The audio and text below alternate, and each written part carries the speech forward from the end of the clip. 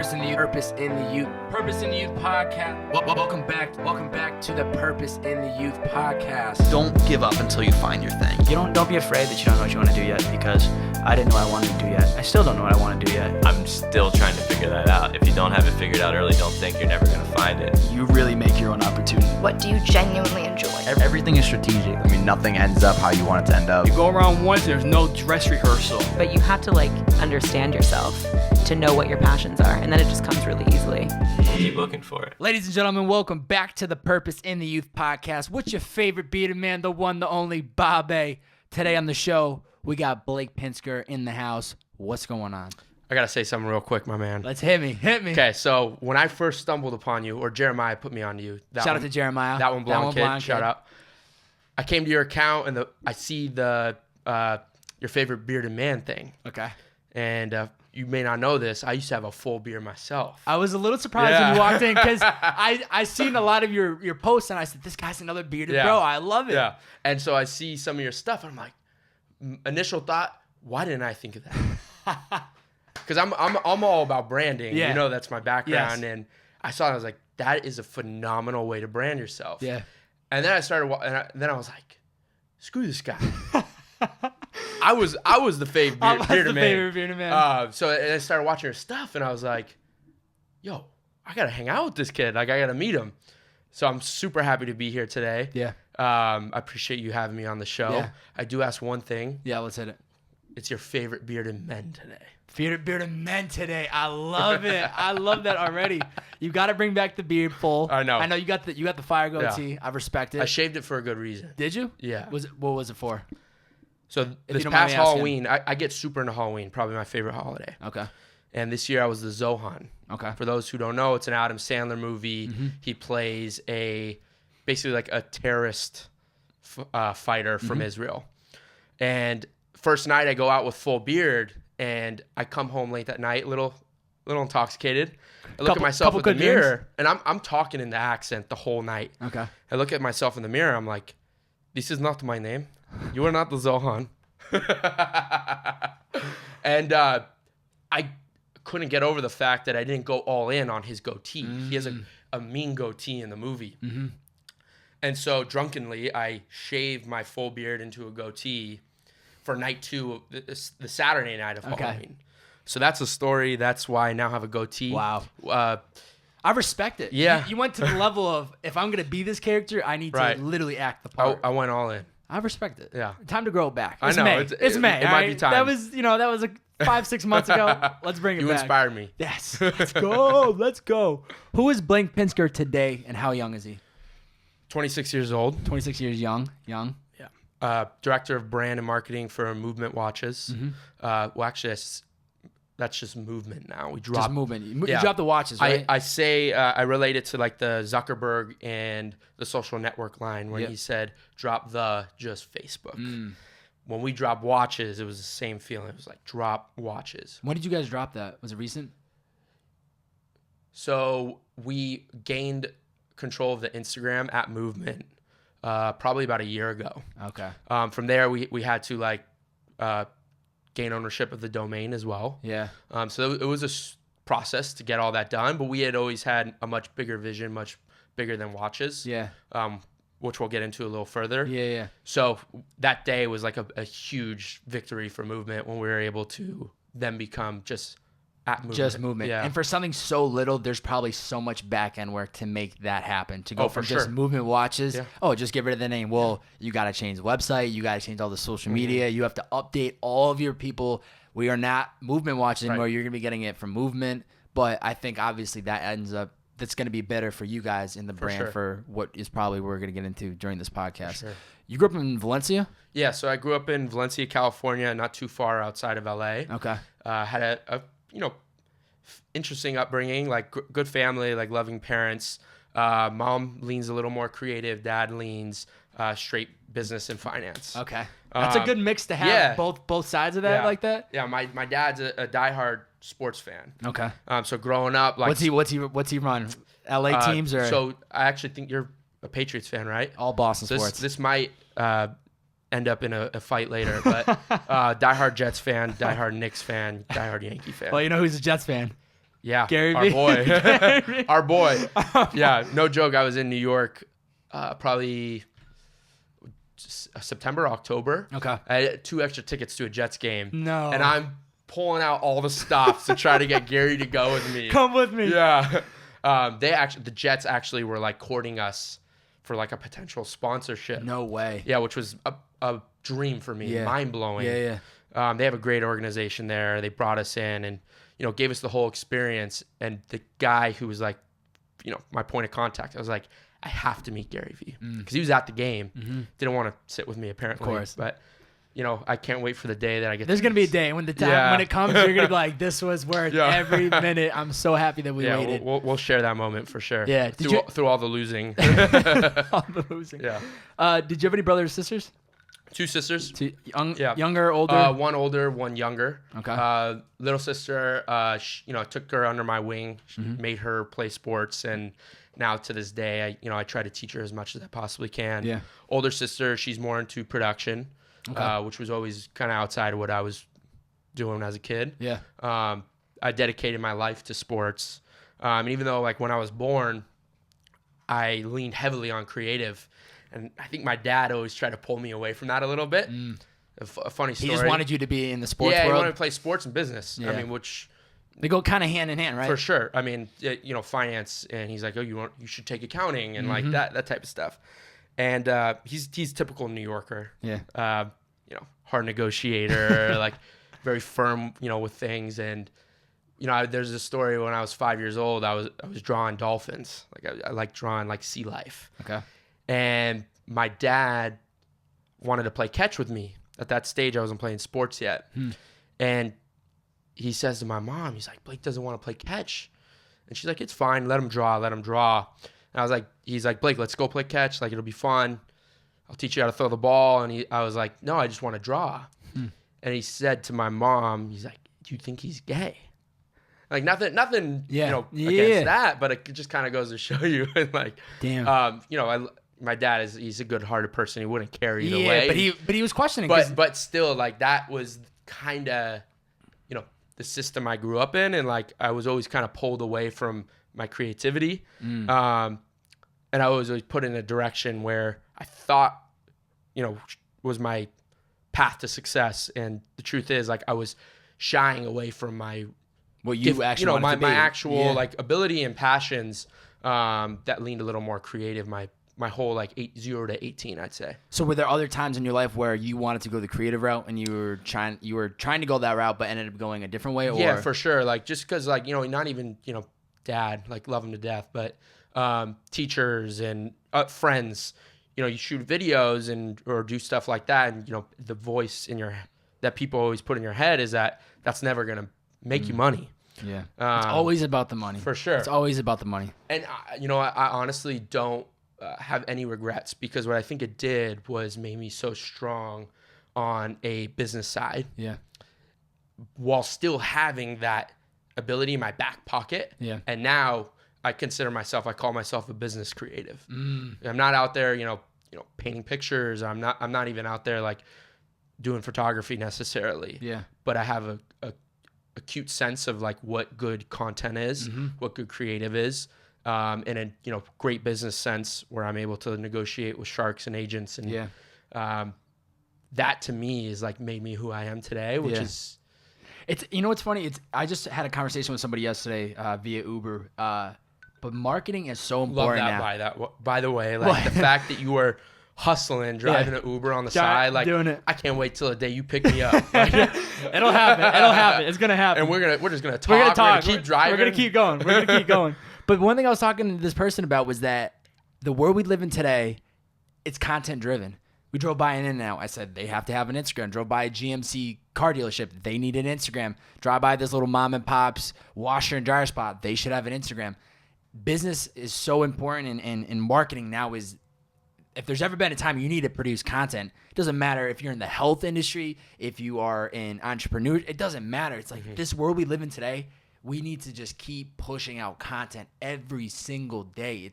Absolutely. It's a struggle almost, Right. but you need to do it, right? Right. You need to do it. Absolutely. And that's what thankfully, like right place, right time, like me graduating and the birth of the social media era was perfect timing. And what was cool about it was it was never about like money to me when I started with Mvmt. And before that, it was always about like just trying to like, find a good corporate job and be successful. And it's passion based. Right. But you're really just, putting who you really are inside in the grave. Yeah. And that to me was like, eye opening. Well, I'll get into more stories about like, we'll get into it. I want to keep painting this picture of the childhood. What was a lesson that your parents taught you as a kid that you've always carried with you? Have there been any certain lessons or values that you've kind of carried with you as Blake has grown into the man he is today?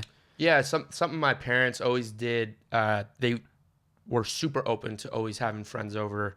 One of my best friends, he was going through some hard times in our childhood, and I think his parents were moving, and he didn't want to move because it was like our junior year of high school. Yeah. Oh, that's the worst time you could ever make a transition out. Right. And so my family took him in. His best friend lived with me, lived in my room. Wow. My sister had in your room with you. Yeah. Good for you. My sister had a really good friend. They kicked out of that. Who got kicked out of the house? He moved in with us. So at this point, like it was almost like one of those TV shows where you have like all these different people are just coming in and out of the house. Living with us, and it was super cool. I'll never forget my parents like being so open and receptive to them. My friend who moved in with us, I honestly think he's a better brother than me sometimes to my sisters. The kid still texts and sends my mom stuff on her birthday. Wow. He gets invited everywhere we go. Yeah. And I will never forget how anyone that was like a part of our lives was immediately like brought in as family. That takes a certain type of parents to allow that to happen. That says a lot about who your parents are, but it also says a lot about the environment that you grew up in, because if they're so open to letting just friends of yours just live with you guys, I mean, that's taking away from their time with you, because you have friends at the house all the time. But that says a lot about who they are, and it probably says a lot about who you've become because of that type of environment, right? Debatable, Mom, Dad, debatable. One more thing that I loved that just popped in my head, because that's a phenomenal question. Growing up, they were always so supportive, even when I fucked up. Whether I failed, I screwed up in school. I remember the second grade, my teacher had to call my mom and say, if your son does not stop getting out of his desk and like distracting the class, you're literally gonna have to come in here and like hold him down. Wow. What were you doing? Just causing a ruckus in the classroom? I was mad ADD. Okay. I would get up and just like talk to everyone. I was I was kind of the class clown. Like draw stuff on the board, and teachers loved me, but they hated me because I brought so much life to the class. But at the same time, I distracted everybody. Yeah. And kudos to my parents. It was never like they never like put me down for like screwing up. It was more so like you need to learn a lesson out of this. Yeah. And even in college, I almost got kicked out 2 or 3 times. First weekend there, I got a minor in consumption, which is a SDSU made up thing. San Diego State University, for people that know. San Diego State University. And like you get to college and you're like, oh, it's time. I can do whatever I want. I can do whatever I want. Yeah. First weekend there, I walk out of a party and a cop stops me in an alley and he's like, excuse me, sir, have you been drinking? And I was like, no, I'm just headed back to the dorms. And he's like, I know there was a party in there. He's like, are you sure you haven't been drinking? And he says, please be honest with me. Promise I won't write you up. I won't get you in trouble. And I'm like, oh, it's college. Yeah. Like, I can drink. It's not a big deal. So I was like, yeah, I've had a few beers. He's like, okay, can I see your driver's license? Oh, come on, man. Starts writing me a ticket. Come on. And in my head, I'm like, I thought this was America. Yeah. My whole life, I've been told to be honest, and it'll pay off. And like this guy completely just like lied to you, trapped me. Yeah. Anyways, that gets reported to the school, and like your first week in there, you're underage drinking, and you are one slip up away from getting kicked out. Just like that, they'll kick you out. And I even had they put you in like these AA meetings, and I was literally probably 3 beers deep. Come on. They make you pay for it. That's a little aggressive. It's so aggressive. Yeah. But at the same time, that was like, at the time I was so scared to tell my parents what had happened, and they had my back so hard. But they're like, my dad was like, don't be an idiot. Why would you tell the cop? Yeah. It goes so both ways though. Be honest, and then you end up being the good guy and they let you go, or be honest and then it bites you in the ass and then now you're screwed. But they still supported me so hard, and obviously loved me the same. It wasn't like you're a horrible kid and you need to get your act together. Yeah. It was like, I get it. You're 18, 19. Oh, for sure. You're supposed to make those mistakes when you're young. You know what I mean? Like that's the time to make those kind of mistakes. Yeah. Were there any other positive influences in your life besides your parents and your family? It's a good question. Definitely growing up playing sports, plenty of coaches. What were the sports that you played? Basketball, football, a little bit of baseball, but I was horrible So at you were baseball. all year round athlete, huh? I was never great at anything. Okay. But I was the hustle guy who would outwork and out hustle everybody, diving on the floor for loose balls, pumping the team up even if I was riding the bench. Yep. And I always took like a coaching / leadership mentality. Yeah. And a lot of that came from like coaches who instilled those values in me. Yeah. So that was early on. Obviously, as a kid, reading books about my favorite athletes, like the Derek Jeters of the world, John Wooden, and then when I got older, it became business leaders. Gary V's, Tim Ferriss, Mark Cuban. Studying these guys really became like a guiding light for me because they taught me a whole nother side of life that I never got from school or even like I love my parents, but they didn't even have the experience or the knowledge that a Gary Vee or a Mark Cuban would have. Yeah. So that to me was, a huge pivotal time in my life when I started studying a lot of those people. Yeah. Why did you end up going to San Diego State? Was there a certain reason, or what was it about the school? One place that took me. No, I love it. That's actually the one school I applied to that I actually wanted to go to. Okay. Absolutely gorgeous. Yeah. Absolutely gorgeous. I had super average SAT scores, pretty good GPA. Okay. I was the kid, like I would always have like a C. Yep. And was such a charmer with my teachers. Okay. Not a kiss ass. Yeah. Because it was a love-hate. Yes. But at the end of the class, I always made sure that I found a way to end up with an A or B. And I never was the smartest kid in anything. But I got out of there with like a 3.8. Yeah. That's pretty damn good. Yeah. Pretty damn good. That was 3.8, like, yeah. I literally looked back at high school and was like, how the hell did I do this? It's not always about being the smartest one. It's about having a good backing and a good knowledge, but also being one that's willing to outwork and willing to accept, like, I'm not the greatest at this, but I'm willing to do what is necessary to learn how to beat that. Right. And there was so many times where like I would come home and tell my parents like, yeah, no one does their homework. Yeah. And my dad would be like, you need to do every assignment just because you're not going if you don't ace your test, this is gonna help. This is what you need to do. You need to do all this extra stuff because it's gonna help you get those points. And it did because when it came to the end of the semester, if the teacher's like, oh, you did none of your homework assignments. Yeah. They're not giving you shit. Yeah. So that helped. Somehow got into San Diego State because it's actually pretty hard to go there despite it being a party school.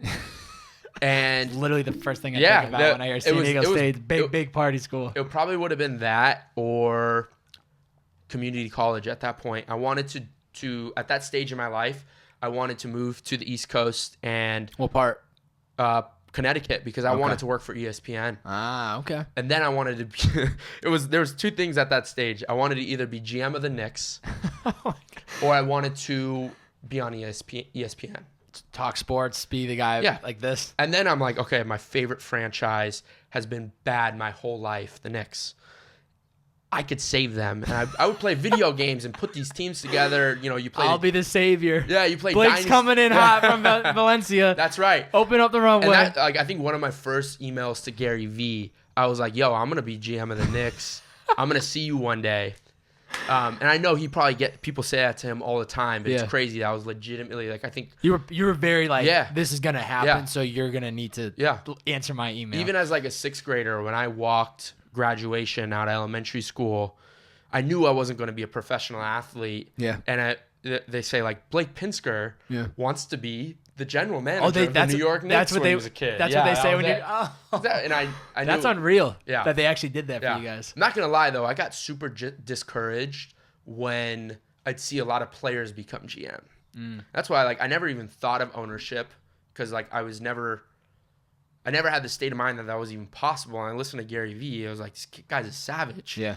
Screw being the GM. Like I want to own the shit. I want to own it. Yeah. There's another level above the GM. I'm going to be that level. Right. What was the best lesson you learned outside of the classroom while you were at San Diego? Get outside of your comfort zone. That's a huge one. When I got there, I had a very close-knit group of friends from high school. Oh, because a lot of them, you're talking, 2 hours away, so a lot of them probably that's a good go-to school, far. right? So you're not going to a school where you don't know anybody. There's at least a starting group of people. Certainly knew a few people, but there was no like best friends. Yeah. Had a dorm where I knew nobody. Okay. And getting out there and going through the hardship of nobody knowing who the fuck I was. Yeah. And like I'm not the type of guy you look at and you're like, oh, that guy is sick. I don't want to hang out with him. This is pre-beard. Well, I was gonna say pre-beard. Is this before you had the beard or after you had the beard? Yeah, no, this is pre-beard. And so you get there and Pre-beard. you spend 0 to 18 building up your name. Yeah. And then all of a sudden that's gone. Gone. Brand new slate, baby. And that was the first time I was dropped on my head like that to where nobody knew who the hell I was or cared who the hell I was. Mm-hmm.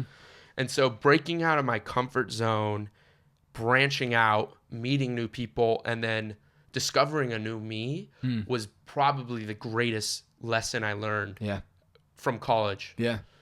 You're in a fresh state. That's the good thing about when you're going to the new school is like, yeah, it's hard because you're not the Blake in high school, the jock, the athlete, the guy who did this, who did that. But it's also, this is a new chapter in my life. I can be whoever I want. Nobody knows the last 18 years of my life.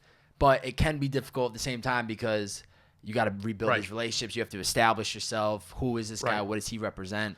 It's hard. Yeah. It's easy to sit in your dorm and play video go games. to school, play video games. Yep. Play 2K. And I even challenged myself right when I got to college. I was like, no more video games. Yep. I left my Xbox at home. I said I can't do this no more. Pretty much college. This is where all the girls are at. I even stopped watching sports, except unless it was with friends. And I keep tabs on my team on the internet, but I knew that wasn't the best use of my time at that point. Yeah. And so getting there, and like you said, like 0 to 18, you think you know who you are, but there's a different person you could discover. Yeah. And what was built of me in that little bubble town I grew up in wasn't going to be what defined me the rest of my life. Yeah. It's tough. Oh, it's tough. Hard as hell. They don't tell you that going into college. Like, listen, you're going to go to class for 15 hours a week and you have a lot of other free time. Make use of it. They don't tell you that. And so you're sleeping till 10 a.m. You go to class at 11. You go to class at 11, 2 o'clock. Then you spend a whole hour at the dining hall eating dinner, go to the gym. It's already 9, 10 p.m. There's the day. But there's so much free time in college, man. What it also taught me, too, is like all my friends from high school, we were all very similar. Yeah. Similar interests, similar backgrounds. And when I got to college, everybody was so different. And my initial instinct was like, I won't mesh with these people. But then what I realized was that hanging around people who are so different than me actually made me better. Yeah. And made me grow. And that is when I became like obsessed with growth and networking and just meeting new people who could show me things that I never even knew were possible. They could see life through a different lens that you might not understand. Right. And now you can take something away from them. They could take something away from you, and then you end up building. That's how you really grow, right? Is connecting with people from different parts of the country, different parts of the world, different backgrounds. You're able to learn lessons through their stories, and it's like, wow, I can actually do this. So you end up graduating. You jump into the real estate industry. Barely graduated. Barely graduated. Got the diploma though. He showed up for graduation. And was this because? Quick story on that, so I don't sound like a degenerate. Let's hear it. First 2 years, you're taking stupid prereqs that mean nothing to your major. Nothing that matters. And so I'm floating around. You have finance on your major, management, marketing, communication, whatever it is, but you don't even know what that is. You don't even know what a finance class is like. Yeah. And so I struggled through the first 2 years. I almost got kicked out for grades. And it was all almost kicked out for partying, almost kicked out for grades. And I failed astronomy. Damn. Got a D in a history class. Yeah. And this is all stuff that is not relevant to my life at all. Yeah. you have a bad teacher, or you just don't care about the curriculum, and it screws you. Yeah. And I almost did not make it to the major Requirements. and for some reason, I think it might have been my mom, who again leans creative. She said, you should try marketing. And I tried marketing, set my sights on it, got to the major, and for the next 2 years taking the major classes, I have never had a school subject come to me like it did for marketing. And all of a sudden, it wasn't work, it was natural. Yeah. And so I breezed through those 2 years, I went from having like a 1.8 at one point early. Wow. And I graduated with like a 3.7. That's freaking amazing. So, and thanks to marketing, No shit. I was a marketing major too in college. Yeah, it's good. I thought I was going to do finance. It was very similar, but then you realize the marketing is cool because it is the creative part. You can do whatever you want with it. So yeah, I definitely advise, like, if there's young kids out there listening to the show, do your research and like discover what majors are out there. And if anyone tells you don't do that because of money, then tune that voice out. Yeah. Because if you're good enough at anything, 1, the money won't matter. 2, the money will come. Yes. I think your best bet is to look at all the majors your school offers, look at the course requirements to get that major, and which interests you the most, go with that major. It doesn't matter about, is this going to be my career? Is this what I'm going to do for the rest of my life? Is there money to be made? Because in college, man, none of that matters. Everyone graduates and does a different thing. If you can at least major in something that you actually give a shit about, you're interested in learning more about, it's gonna make college a little bit more enjoyable for you. And then when you graduate, you actually have a diploma of something you actually cared about. It wasn't like, I did this because that's what my parents told me, or that's where the money was at. And the degree doesn't really matter. It doesn't matter. I don't know the last time I checked degree when hiring. Yeah. Nobody cares. It's all about the people. Yeah. If you can network and you actually can deliver the value, somebody's going to hire you for what you need. For sure. So was it because people told you not to get into the marketing world that you went into real estate? Yeah. So even through school and marketing, I was told that's not going to be a good career path. By who? Who told you this? Other kids around me who were, doing finance. Parents still, like my dad would still tell me that you weren't going to make money in marketing, not really knowing what marketing, he didn't really know what marketing was or the new world that was budding on the internet. Yeah. And so that was still the voice in my head. And when I graduated, living in Paradise, San Diego, life was as good as it possibly could be. Yeah. And I said to myself, this won't last forever. Yeah. I was insanely comfortable. It was a dream. And I knew I had to make a change because I shouldn't be 23-year-old making no money that comfortable. Yeah.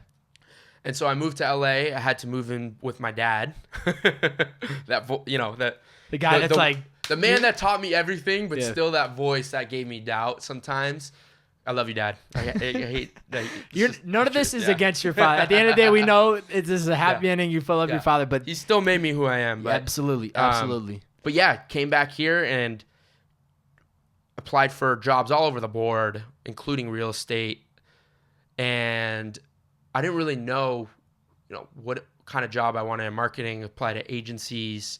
But again, you're told like, oh, you end up at an agency, you climb the ladder for 20 years, you get shit pay, you get overworked. Yeah. And so the first job that I actually got offered was in real estate. And in my head, I was like, oh, sounds cool. Good. Yeah, sounds good. Industry. Like everyone was always like, houses. You should think about real estate. Yeah. And, obviously I've always dreamed of like owning property one day. I go and work for a big commercial real estate agency in LA. They own like a lot of the high rises in downtown. Okay. And I'm the assistant of like the owner's son. It's a family owned business, 5 brothers and their sons who run the company. Picture the most miserable place to work. And, this was pretty close. I was super fired up to be there. And like, if you've met me, like I go into each day with energy through the roof. Yeah. So much passion, so much hunger to learn. And that's how I went in every single day there. And it was constantly just shot down. Yeah. And constantly like, there's times where I'd be like talking to a coworker and, one of the owners would come by and be like, what are you doing? Like, why are you talking? Like, go sit on your desk. Oh man. It's like, That's the worst. It's but- terrible. The first day, I don't even meet my boss yet. Well, besides the interview, he's not even in yet. So I'm sitting at my desk waiting to be told, what my job is. Yeah. And one of the owners walks by my desk with nothing on it. I've been there for 30 minutes. And he's like, "What are you doing?" And I was like, "Oh, yeah, I'm waiting for Daniel. Like he's going to be here soon." And he's like, "Why are you here?" I was like, "Oh, I'm the new, I'm the new assistant to Daniel. I'm super fired up to be here. Nice to meet you, sir, blah, blah, blah." And he's like, "If I walk by here ever again and nothing is on your desk and you're not working," he's like, "you will be out of here." And I was like, that 30 minutes in. Yeah, that was how I was introduced to this company. And, you're kind of mind fucked.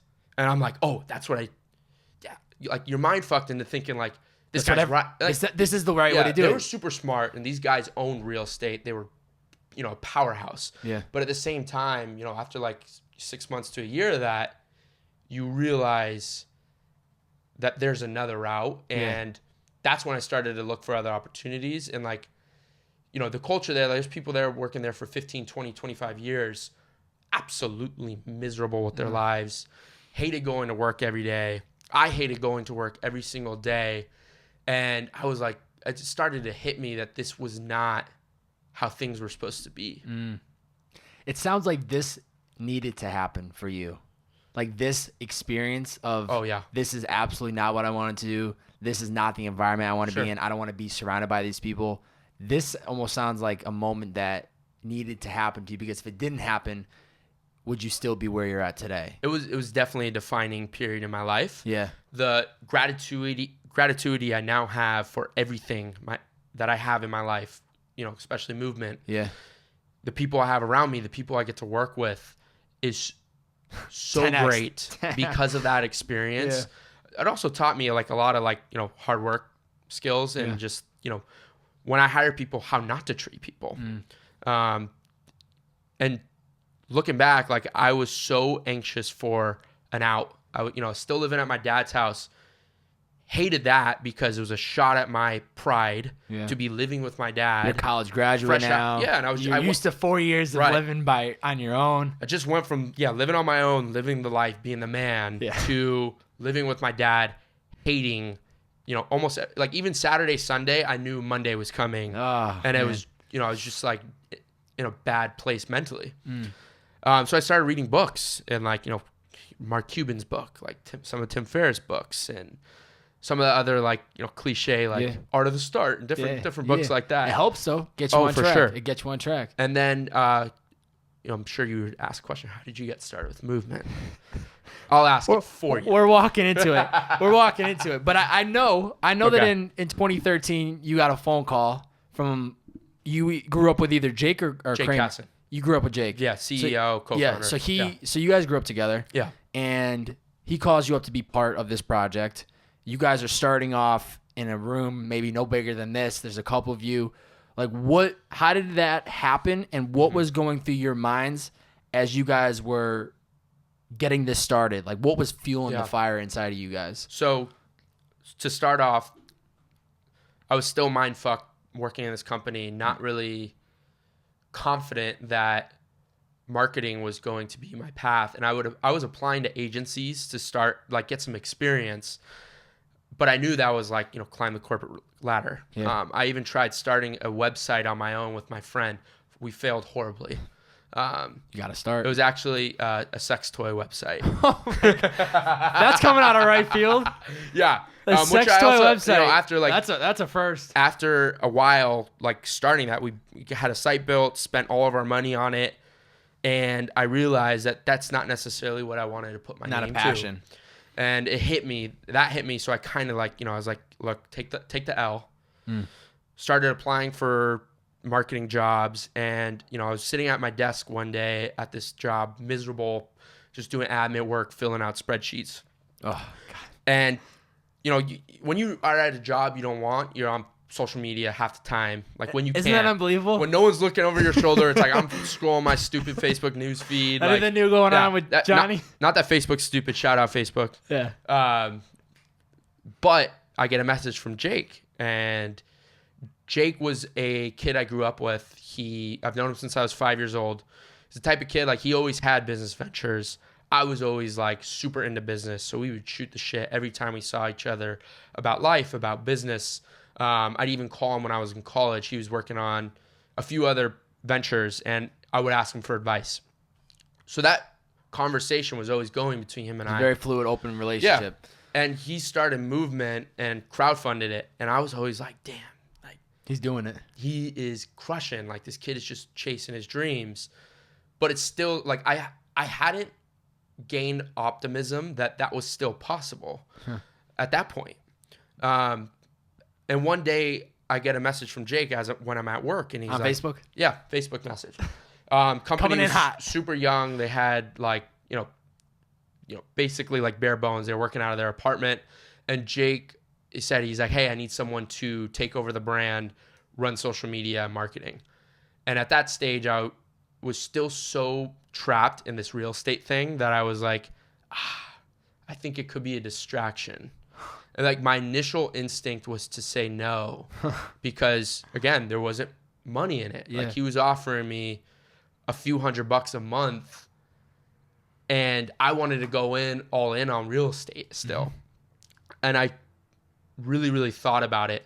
And that's when it hit me. There's this thing I learned from Mark Cuban's book. He's like, if you are not happy and you're going to work unhappy every day, try literally everything until it clicks. And that hit me, and I was like, why wouldn't I try? And it started as a side hustle. So like, I get off work. I love it. 6 to literally when I'd pass out, like 1 to 2 a.m. You were just I'd be grinding on the Mvmt stuff. Like, and I began to love it so much to have my hands on something that was at such an early stage. And like, I literally would get a check in the mail from Mvmt, and like, I wouldn't even cash them for weeks. Like, the accounting person would be like, hey, Blake, are you going to cash your check? Because like, the money didn't matter. It was like my escape from the horrible other life that I was living. And, kudos to Jake. Like, the second I started, it was always our thing. It was never like, he founded the company with Kramer. I brought on my good friend from high school, who's now my roommate, and he's like co-director of marketing, Spencer Stumbaugh.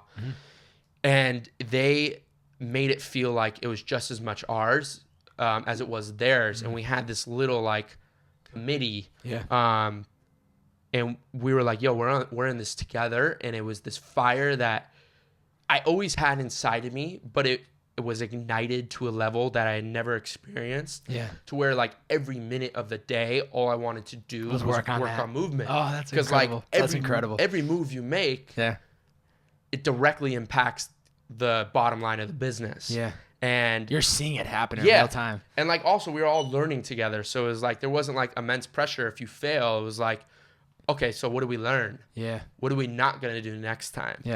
And so like, going through that together with like the boys, the friends, like that was insanely inspiring. And it wasn't long before they had the opportunity to pay me a shit salary. But that's all I needed. We made our way up. I legitimately took a pay cut to do it, and like, still, voices around me are like, why would you do that? Like, what do you, this isn't, the watch market you have to look at is like insanely saturated. We're an e-commerce store. No one really believed in that stage. This is like 2013, 2014. So this is not, Instagram's out there, but there's not this heavy influencer marketing. There's nobody was growing businesses on social media yet. And people legitimately thought I was just like making a horrible decision.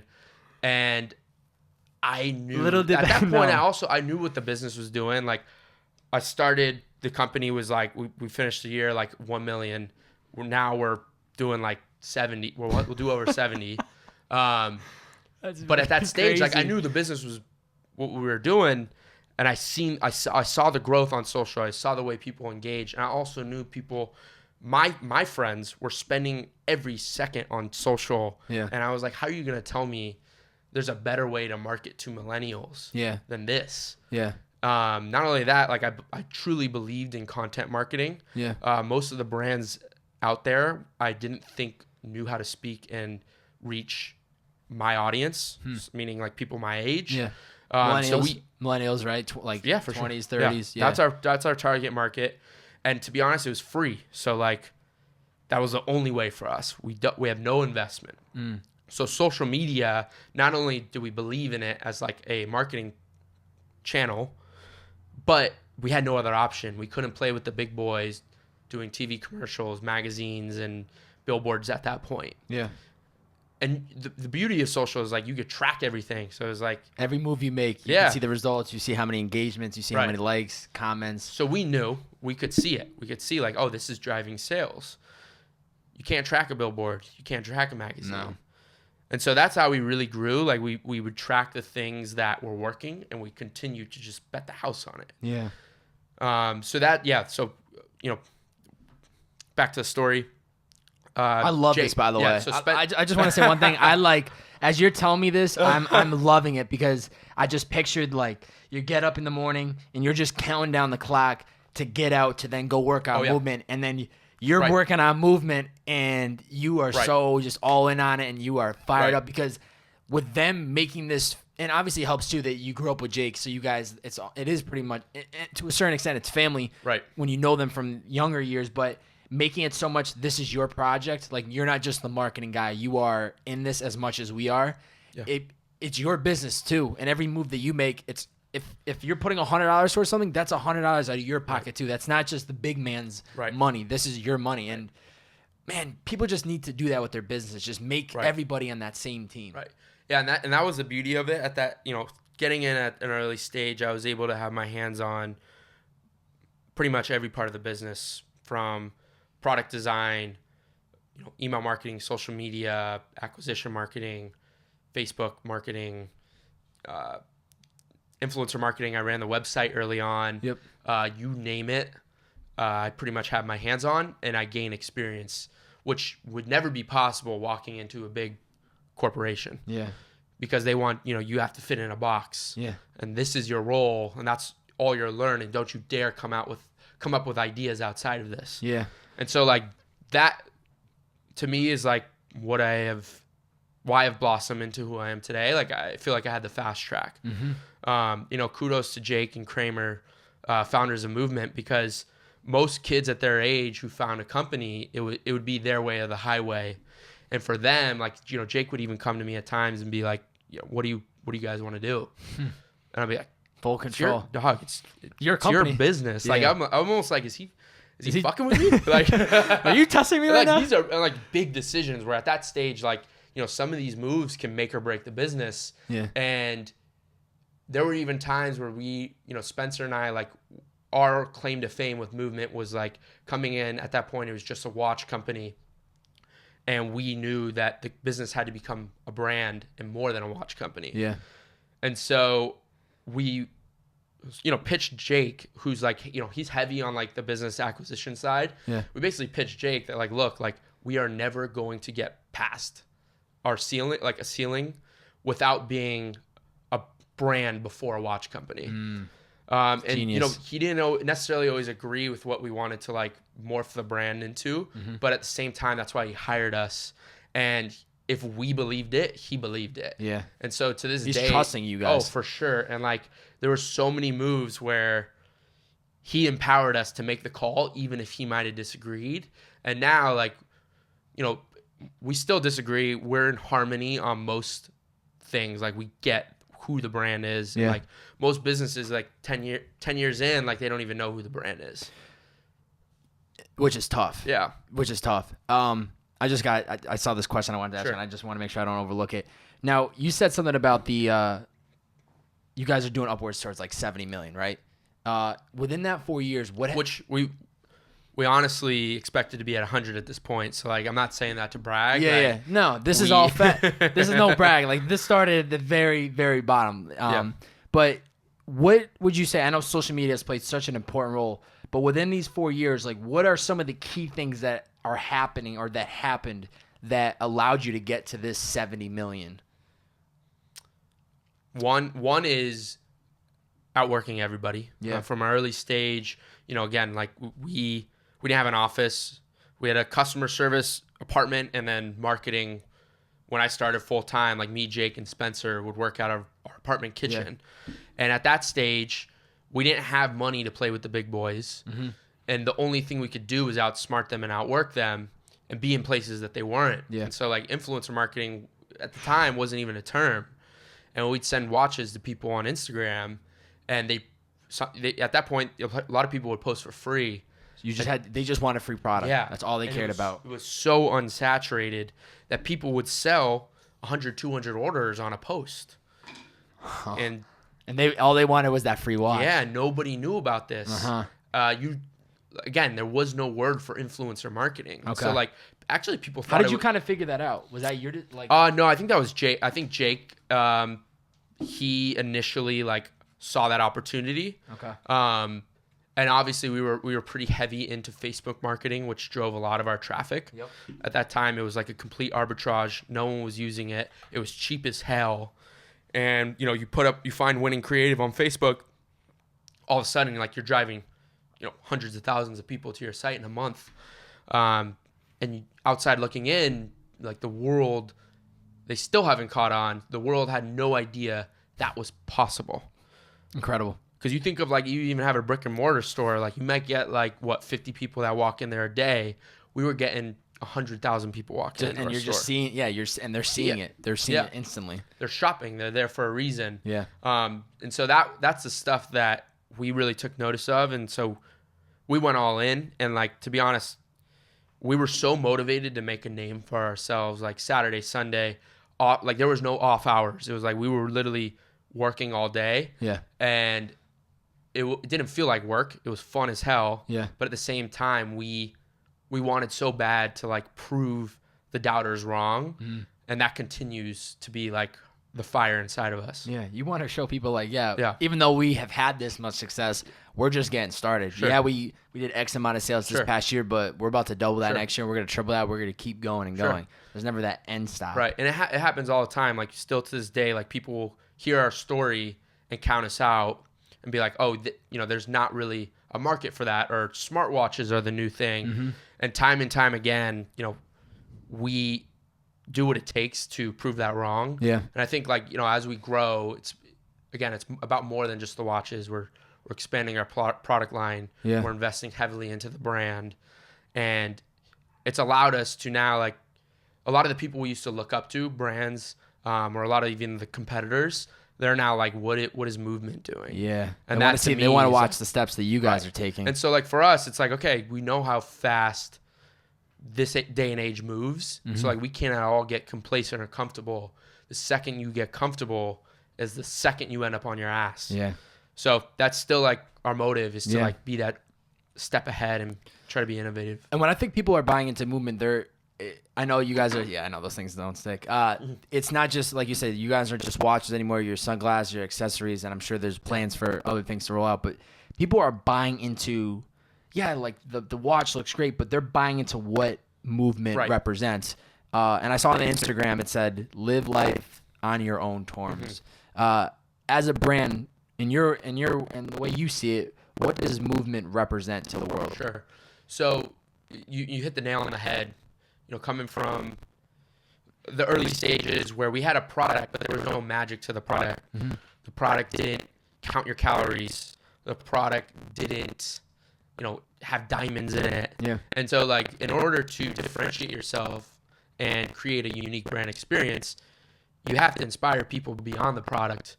And so, like, that's what really hit us at an early stage was the inspiration element. Yeah. And again, that was also like the most rewarding was like, to share an epic travel photo and someone would DM us and say, hey, for a few minutes, I looked at this picture and it took me out of my horrible job. Yeah, that's amazing. And so like that, it became like a avalanche to where we saw the traction and the whole brand became built on inspiring people to live life on your own terms.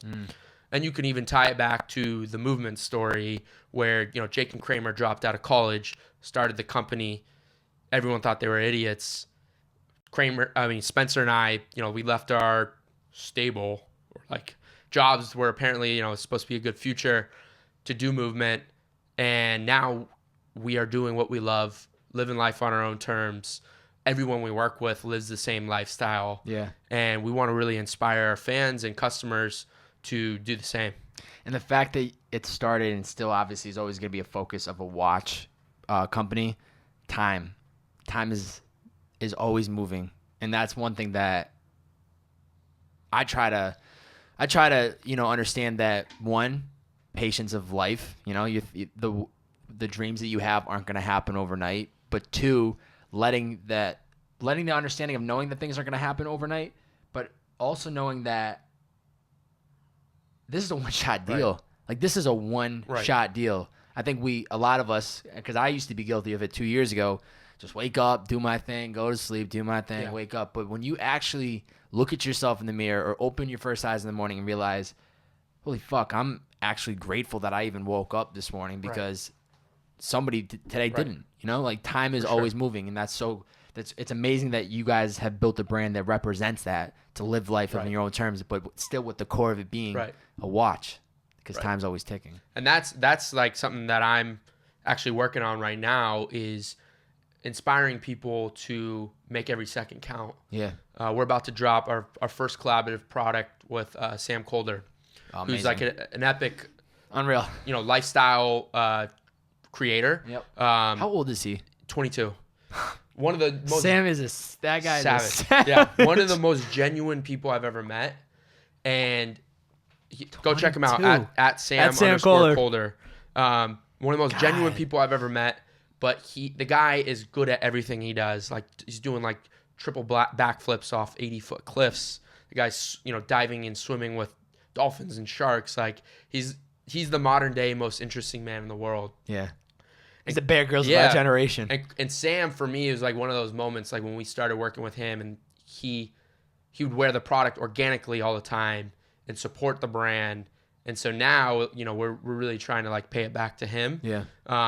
He's a good friend, first of all. Yeah.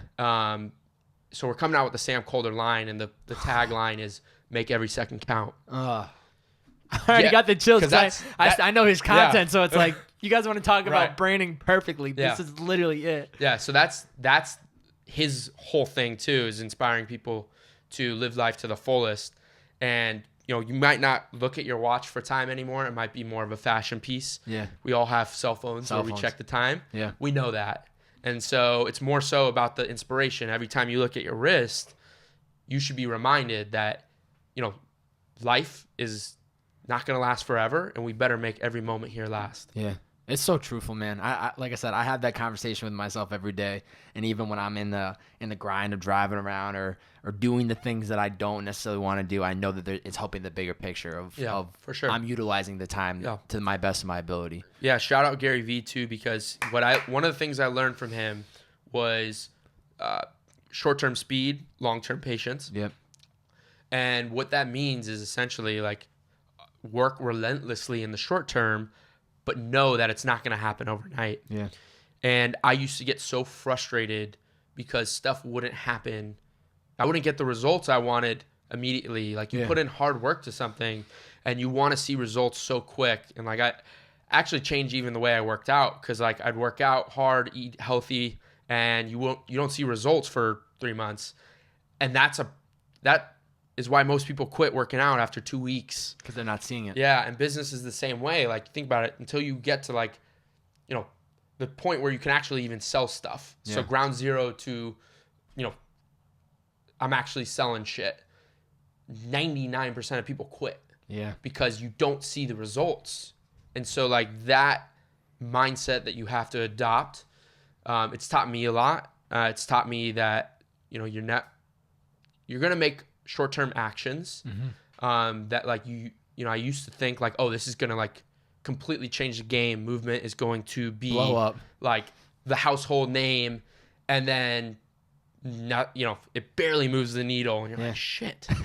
This didn't actually work. I put my heart and soul into this. Yeah. Like, what do you mean? Yeah. But then you realize, like, and this is a Will Smith quote that I got recently. You're good at quotes, man. I'm telling you, I do my homework, man. I do my homework. I love it. Will Smith just got onto social media. If you haven't followed him, he's absolutely insane. Yeah. What a legend. Yeah. But one second for Will Smith. Yeah. Shout out Will Smith. But one of the things he says, he's like, don't say I want to build the biggest building in town. You need to say every single day, I'm willing to lay the best brick I've ever laid in my life. Yeah.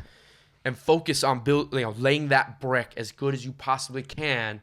And one day down the road, you might have a house or a building. You know, Gary Vee also says something very similar. He Yeah, says, don't tear it down. I love this. I love this. Just think about this for a moment, ladies and gentlemen. Don't tear down any building in the city. Just build the tallest one. I love that too. Oh, I love it. The beauty of what I've gotten from that too is like again kind of like convincing myself that business and being a firm negotiator was like my fastest skill, like route to the top. Like I needed to be a good negotiator. I needed to be firm. Yeah. Gary's taught me that like you can be that savage business guy and you could also be incredibly giving. Yeah. And like you said, like, yes, I want to beat your brains out because you like the Patriots and the Red Sox. I'm just playing. We'll see you after. No, but like, why not like, help each other build and grow and give to one another. And like, that has inspired me to be way more giving in my life. Yeah. And also like, focus on my goals and not worry about what the hell other people are doing. Yeah. Just focus on what you have in front of you today. What's been the biggest failure or setback with Mvmt that you've learned from? That's an amazing question. Give me a second. It's the best compliment I can ever hear in a podcast. So take your time. Biggest setback, biggest failure, something that, there's been a few. And I, honestly, like if I wrote this out in my tell-all book, there'd be a million stories. One of the ones is fairly recently, and it was a product release that I was incredibly hyped up on. Okay. And I wanted to blow this thing out of the water. And I wanted to do something completely off the map. Yeah. Like I wanted people to look at this and be like, that is marketing gold. Yeah. And so the strategy here was to send out it's for our revolver collection. If you're on our email list, you got this email. Okay. We teased this thing for a few weeks. It was like the most oddball teasers we've ever put out. The concept of the watch was this retro futurism. Like badass, like sci-fi type videos. Okay. It's kind of like we had this TV that would fizz out and like you'd see the watch and then you'd see a bunch of sci-fi shit and like it was crazy, like completely like off the map for Mvmt as well. Yeah. And the launch strategy, and this was kind of my baby. I was like, we're gonna send a plain text email that is a forwarded email conversation between myself, Jake, and Spencer. And we are talking in this, like Spencer and I are trying to sell Jake on the concept of retrofuturism. And Jake's like, you guys are idiots. Yeah. This is a horrible idea. Kind of playing the role of like, he's the how a typical CEO would be, even though Jake didn't give a fuck. Yeah. Like whatever we wanted to do. And to me, I was like, oh, this is going to be hilarious. Like we were talking in slang on there, which also isn't typically Mvmt's like MO. Changing it up a little bit. And I wanted it to be real and personal. And this conversation was hilarious. Like everyone loved it. And we send out this email and customer service starts getting, and it basically had a link that said like, it said, this is an internal deck. We sent Spencer sent the last one. And it said, this is an internal deck to the creative deck. And Jake said, send this to the rest of the team. I want some more feedback. Instead of sending it to the team, we sent it to our entire email list. But we, on purpose. Yeah. On purpose. So they thought they were getting like insight. So they are getting, and they're like, holy shit. And the creative deck was like, it was a real creative deck. It was super badass on like our process, how we like ideate and like come up with the inspo behind our lines and our marketing. Sent that out, and I'm like, oh, this is gonna crush. Customer service starts getting swamped with, are you guys out of your mind? You're trying to like spam me in my inbox. People are like, you guys are frat douchebags. Like complete, like people are taking it so serious. And in my stomach was just like Turning. and Yeah, because like this is not going the way you. because I thought like I walk in that morning like pepping my step. I'm like, yo, this is the day. Yeah. We're gonna get it. Like Pete Press is gonna pick this up. It's gonna be on blogs. Everyone's gonna be talking about this. This is Movement's. I'm gonna be on CNN tonight, guys. I'll see it. And everybody, we'll get ready for all it. of a sudden, like everyone who loved the idea is like giving me shit. Like, yo, like, did you think this through? Like all Damn. this. Luckily, and the team's more so kidding. Yeah. But at the same time, a lot of us on our personal Instagrams or even the Movement email, we were getting DMs that were like, "This is marketing gold." So it was like So it was both. it was both worlds. We got the most horrible replies we've ever gotten on a campaign, and then we got the most praise from like some people, fans, friends, and it was definitely something that I would do over again. Yeah. But at the same time, it made me realize that like you literally need to like think through all scenarios. Yeah. Don't regret it. I would still send it again. Like, You got to go for it, Yeah, especially if you for feel sure. passionate and you feel like this is gold. right. You got to roll the dice. And like still people will bring that up, like random fans or supporters. They'll be like, yo, that email campaign was like gold. Yeah. And that to me is like, it's reassuring, but Yeah. also like to have the self-awareness to know that it did upset some people. Yeah. And then I also started to say to myself that like, you can't appease everybody. You can't. You try to appease everybody, you appease nobody. Yeah.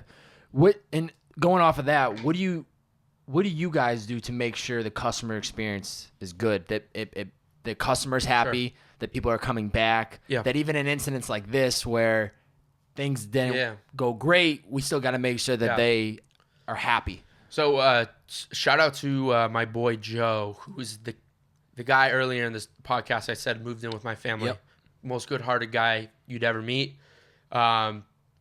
I convinced them to give him a job on like the customer service side. So now he runs like that whole side of the business. Dope. And he's responding to a lot of these.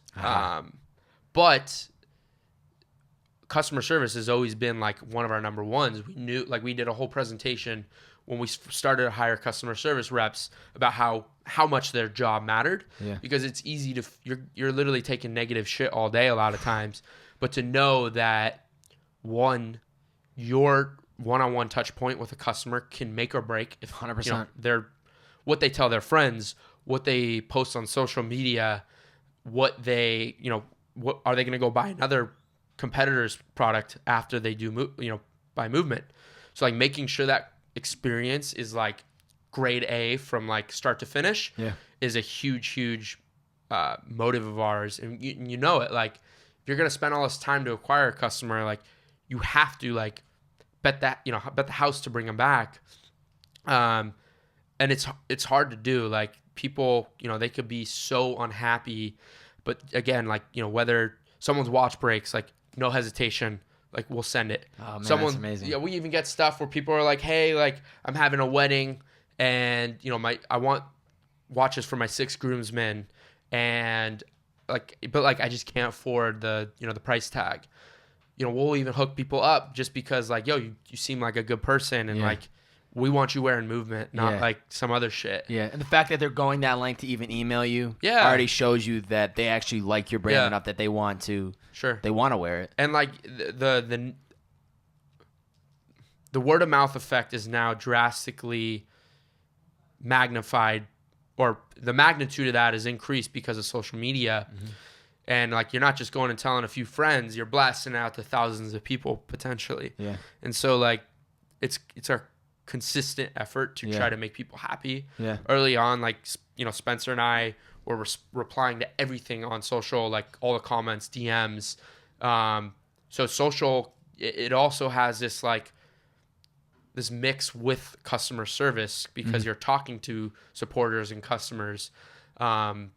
It's all encompassing. Yeah. It's all you got to make sure your customers are happy. Yeah. You have to. I try to make sure even at the small stages that I'm at, I'm responding to every email. I'm responding to DMs.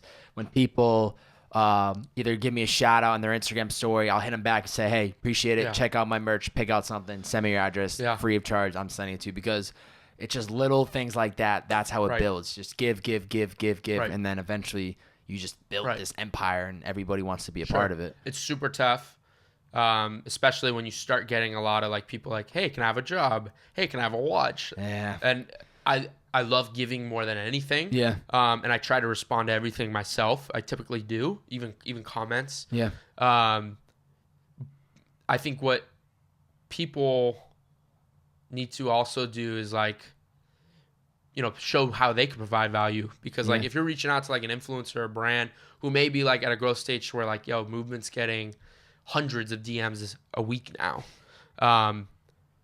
And we have like, one person going through that, but like sometimes he doesn't even get through that in a week. I believe it. That's all. I mean, it's it's a tough. lot of messages Sure. to read, sift through. Is this Yeah. person legit? Yeah. Check that out. And so like, if we could have if we could afford 10 people to do that, like we would, but Yeah. like But it'll come. to do that properly and like give each of those responses like the right care they deserve, it takes time. Yeah. So like, again, people just need to be patient. Like, Yeah. try to show how they could provide value to stand out from like the rest of messages. Yes. But the DM is definitely where magic happens. Yeah. Yeah. It is. It does, man. That's how I get a lot of these podcast True. guests are just Yeah. you do the research and you instead of sending a book, you very precise, hey, I'm this person, I do this, I'd love Yeah. to do this for your brand, let me know, and get right to Sure. the point instead of sending this whole biography of who you are and where you Right. went to school and your favorite color Right. but Yep. it is tough for some people. What's been the biggest lesson you've learned from working with Jake and Kramer? Wow, that's a great question. So this I tell to people all the time, and I kind of told a story earlier about how Jake empowers us to really pursue whatever it is we believe with the brand and the business. Treat it like it is yours. Takes it, Kramer and Jake have always brought us into every big conversation and big decision. Early, it was like we had a text group with the four of us, and we talk about everything. Still to this day, like even as the team has grown, we're up to like 35 in office. We still have like a little product design committee where we're all, deciding what's coming out next. I will say this, like I've never seen somebody be as unselfish and delegate as well as Jake has. And again, like most guys starting the company at like 22 years old, everything is micromanaged and it's got to be his way because this is his thing. Yeah. And him as a leader, like he would always like empower his people and then like be the first to praise them. And also like he never really wanted he gets the spotlight because he deserves it because he works his ass off and he's insanely intelligent and hardworking, but he always like puts others before him. He'll like credit others and like tip his cap to other people. And for me to see him, like he'll learn something and then he'll delegate it. Like for instance, for us to start when we were hustling on the side, it was social media, and it like from the start he did not care what we posted, like, and Do what you think is best. like I hear people in like other companies and it's like every post still has to get approved by the founder. Yeah. And like he like why would he hire us if he didn't believe in us? Yeah. And that's one thing, like as I've hired and I've built my team, like learning how to delegate and trust other people that allows you to go focus on bigger and better. Yes. And that's how a business grows. Yeah. If Jake was still focused on like what was being posted on Instagram, You Movement would, we'd probably still be a $10 million company. Yeah. But that's like kind of the culture we've built. It's like master something, find something else that you can like provide an impact on. Yeah. And then like hire somebody who can like, you can lead under you to do that. That comes back to him being the leader of treat this like it's your business, and I'm gonna trust what you do is gonna work, and if it doesn't, we'll readjust and just do it, because when you start to get to this size, I would imagine, like you said, he doesn't have time to say yes, post this, yes, post this. Right. He's got bigger shit to worry about, but it comes down to hiring the right people, surrounding yourself with passionate people that understand the vision of the brand, what we're trying to do. And then at some point, eventually, it's like, okay, let them go do their thing. I'm going to trust that they're going to be able to do what they need to do, and we're going to keep going. We're going to keep chugging along. Exactly. And it actually brings me back to a question you asked earlier about why do you think Movement has achieved the success it has? Yeah. Another key thing that I write in bold text, people. Finding the right people, building the right culture is the only reason we've gotten to where we're at. Yeah. The only reason we'll continue to climb. And I see so many other companies, people come to us now for advice, and I love giving advice because, again, I don't think we've had one person leave the company. We haven't had to fire one person. I truly believe in Gary's line also, like, it's not about hiring, it's about firing. Yeah. But somehow we've hired such talented, amazing, good-hearted people that there hasn't been a question like, oh, this person's like killing the business, we need to fire them. Yeah. And everyone owns their shit. Everyone is super motivated, and we've built a family from like a small group early. We brought in like I hired a few friends from San Diego State. Again, Joe. So like it was a family early on. Yeah. But now we're bringing in outsiders who are just blown away. These people are coming from like other huge companies like Dollar Shave Club, Loot Crate, Honest Company, Jack Threads. Yeah. And all of them, have been blown away by the culture, the close-knit group we have, and like going from, under 10 employees to 35 is not easy to keep that family Tight. culture. And that's always just been like such a huge thing for us, is like keeping that.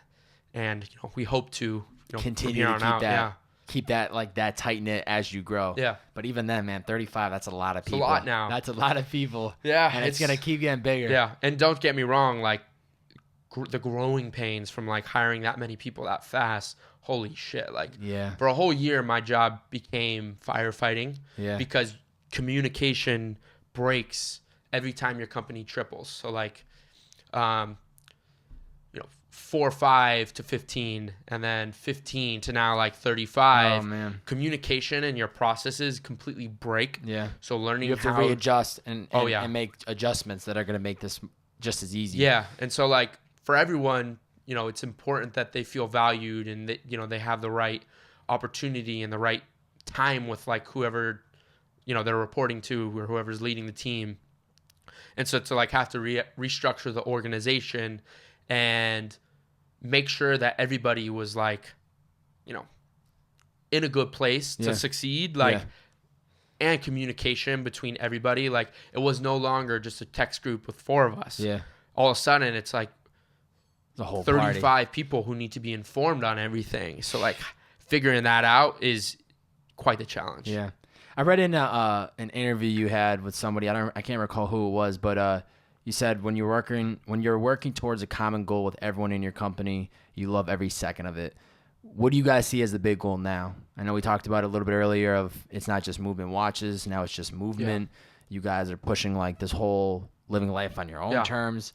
What's the big goal? What do you see happening, or you as the team, what do you guys see happening in the next 5 to 10 years? So that's a great question. I love that quote. I don't know who said it, but I forgot who the well, you know who said it. I wish I could recall who the interview was. I even said that shit. I pulled that out of my brain. What the hell? Okay, no, but really, there is a lot of significance to that quote because, I think like early stages, it was just trying to prove that this was actually a viable business.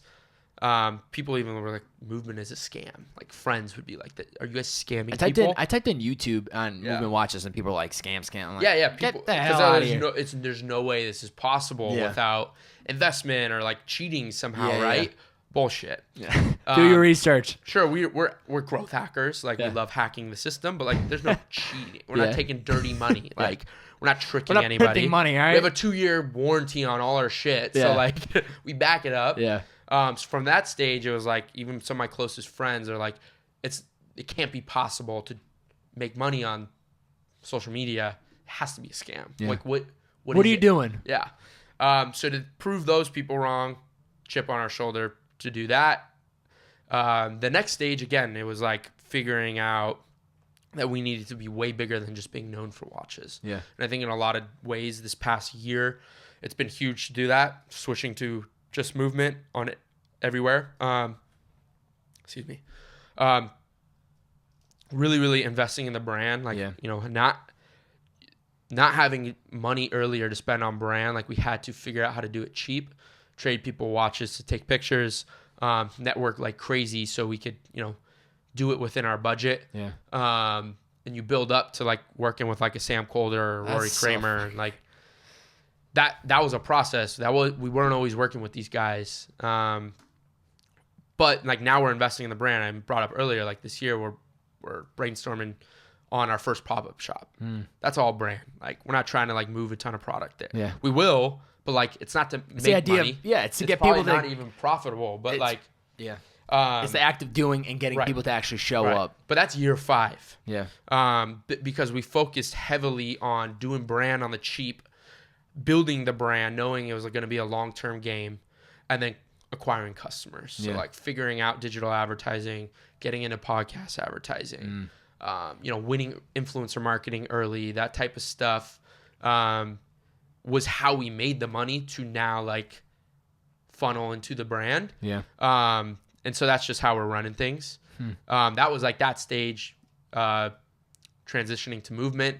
And now I think big picture, things are just becoming way more legit to where like, you know, our product stuff, like we'd come out with one new product line a year because we'd, you know, mock it up in Photoshop. Spencer, my roommate, he would literally like mock the shit we wanted to make in Photoshop and we'd send it to the factory and they'd make it. Some, you know, take process because like sometimes it'd be like we get 4 samples and like each one of them it's like, oh, this kind of sucks, we should change this, Change this. send it back Oh, like man. and that would take so much time. Team was small, and so now like we have an in-house designer who is an absolute wizard. His name is Thomas, and we're busting out, like we're doing multiple product releases every month now. Oh. We're doing new categories. We're gonna do you know, a whole new sunglasses line this year, which has been huge. Jewelry, which we've already broken into bracelets. There's other stuff on our radar just because we want to be like a full force, you know, fashion and lifestyle brand. And who knows, like we are the type of entrepreneurs where we sit around and throw out ideas all day. Yeah. And some of them may not ever see the surface just because like you have to prioritize. Yeah. But you know, sometimes we say crazy shit and like we end up doing it. Yeah. That's And so I feel like you gotta sit around with the right people, throw out a bunch of ideas, and even if it seems so extreme, ask yourselves, is this something possible? Is this something that fits our brand? And if it does, then let's do it. Yeah. Let's fire it up. Let's Yeah. get it going. Let's actually follow through with what we think is gonna Sure. fit. And if it doesn't work, all right, Sure. back to the drawing board. But it's amazing that you guys start just watches, then sunglasses, now jewelry. Let's do a pop-up. Yeah. Why not? You know, that's the question. Why shouldn't we do Yeah. these things? And I think for me now too, like a big initiative of mine this year is like focusing on just the brand. Yeah. And it's been the first year where I could focus a little less on, you know, like everything we do has to drive sales through the roof. Yeah. It was like, no, we're going to focus on like telling the Mvmt story, inspiring anybody who like gives us a chance. Yeah. And, you know, just sharing that message with the world. Yeah. So it's been super cool to, you know, after 5 years of like constantly trying to like learn everything I possibly could, I now feel like I'm in the driver's seat. I'm on offense, even though I'm like, you know, a lot of times I'm working like 7-day weeks, 70-hour weeks. So you love it. Love it. Oh, Yeah. but for me, it's like if I'm not doing something new or networking or like something that's like I haven't seen before, I'd rather be like working on my baby. Yeah. So it's like, I love it. Working on my baby. Yeah. I love it, man. I mean, that's what it's all about, and it's amazing because, like you said, we've had so much success, but we have so much to go. But now we are finally getting to a point where you, Blake, can just focus on brand. You can wake up and just think about what is the brand. I don't have all these other fires to put out, No, as you I'm do, sure you do. for sure. I don't want to say you don't. I don't want to say you don't. But at the end of the day, you're able to now really focus on like what is Yeah. this brand and Yeah. where do we want to take Right. this? So I'm excited Right. to really see what is to come for Right. you guys. And I think a lot, like for 5 years, again, I come up with these crazy ideas. You know, people on the team would have crazy ideas, but we had to be patient to Yeah. actually execute on a lot of them. Yeah. And that's just because like we didn't have the budget to do a lot of this stuff that It's a little more out there. It's a little bit more about the content and inspiration. You know, and a lot of people try to do that early and they end up putting themselves out of business because like spend $100,000 on a campaign that's like not going to make you your money back. It's a problem. So for us, like everything we were doing early, pretty much there had to be some sort of ROI tied in. Yeah. Still to this day, like it's got to make sense. Yeah. It's got to make sense. Sure. You can't just throw money out the window, but if it's building brand, maybe we don't necessarily need to see this, you know, the pop-up shop. Maybe we're not going to see the sales, but the idea that we did a pop-up, we're capable of doing this, it's probably a good look for the brand. And as a brand guy, like, you know, to sit through that stage was so challenging. Yeah. And I understood it and I knew the time was going to come. Yeah. And I still have to be smart. Like my whole thing this year is like, I'm going to spend that brand and content budget so well that an outsider is going to think we have $100 million in investment. Yeah. Truth is we don't, but we just spend smart. Smart money. And so for me to actually like get to think long term, which has always been like, that's my heart and soul, is like the long term game. Yeah. It's been incredibly rewarding. Still a ton of fires. Like every single day is like, you know, something here, something there. That's why, like, initially when you reach out to me, like, I was in a place where there was mad fires around me, and I've learned how to prioritize. And not that this wasn't a priority. Yeah. It's like I need to put out these fires before I start this one. 100%. Because we're starting fire in here today. That's why it's hot in here. Yeah. And you know what's funny? I was just telling my man Kirk, who's in the room with us, but when people tell me they have a lot of things going on, it doesn't. Bro, you could have told me we're not doing this podcast for 6 months and I'm going to be just as fired up as I am today than I would have in 6 months because there's things that happen. I grow, you grow. There's things that are going to happen in your business. So to me, it's about if you could do it today, great. If you can't in 4 weeks, 6 weeks, we'll keep playing it out because I know it's only going to grow and it's only going to make things better. And you plant the seed. And like for me, like I honestly was probably going to come in a few weeks, but I needed to put out some fires, and then I also started listening to your shit. I was at work listening to like the drama podcast. Dope. And I was like, some of the stuff that was priority can wait. Like I could set aside time on a Saturday because I was so inspired and I wanted to meet you that bad. I appreciate that, man. So yeah, kudos to you, bro. Man, to me it's numbers and all that shit, man. It's great, like seeing, you know, growth and all that, but to me, when I hear that, when I hear somebody was inspired by a content or wanted to be part of it, that's the real pat on the back to me. It's not about seeing 100,000 plays on a video. Like, that's all great. I want to see this girl. I want this to be a monster. But when I hear that somebody was stoked and happy to be part of this project, that's how I know I'm doing something right because I'm creating something. I'm creating brand. I'm creating something that people want to be a part of, and that's what fires me up. And you're doing what you love. Yeah. And that's what inspired me. You literally are like, this is my vision. I'm going all in on it. Yeah. And that, you know, a lot of people, like, they live their life and they live scared. Yeah. And they're afraid of failure. And they end up 45, 50, 60 years old, miserable, because, like, once you get older, you can't take the risks that you're taking now. You got to roll the dice now. For sure. This is the time, as Mark Cuban says, in your 20s, this is the time to roll the dice. If Blake could teach the entire world a 45-minute lesson, everyone's going to sit down, grab their laptops, grab their cell phones, sit down and watch a 45-minute lesson on anything that you like to teach them. What would you want to teach? So, again, this ties back to my background being miserable in a past life. Yeah. Where it was so hard to see outside of that when there was no window. It was like you were stuck in that. You feel trapped and you're afraid to take the risks and you get convinced that this is the right path and if I quit I would be a quitter. Yeah. And the truth is there's so much more out there, and I've now like inspired some friends around me from college to like go out and start their own business, and they're already like within a year or two, like they're already crushing it. And that to me has been the coolest thing, to like share my story and what I've learned in the window of optimism that opened up when I started with Mvmt, to share that with the world. And like even like people from college now hit me up for advice, and I'll do a phone call with somebody I haven't talked to in years.